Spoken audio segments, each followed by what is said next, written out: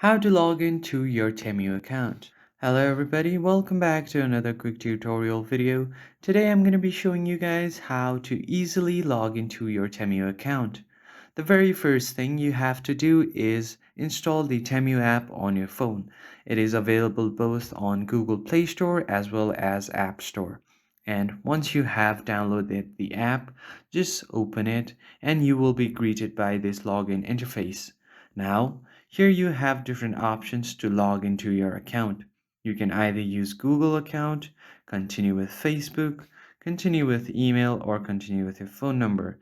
If you have connected your email address previously, you can just enter it right here and then tap on continue. So I'm just going to enter my email address right here.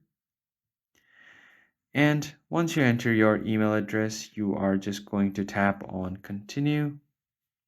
And from here, you can tap on continue with Google because your Gmail is connected with your Google account. And as you can see here, I have easily logged into my account right here. So that is how you easily log into your TEMU account. If you found this helpful, hit the like button and subscribe. I will see you next time.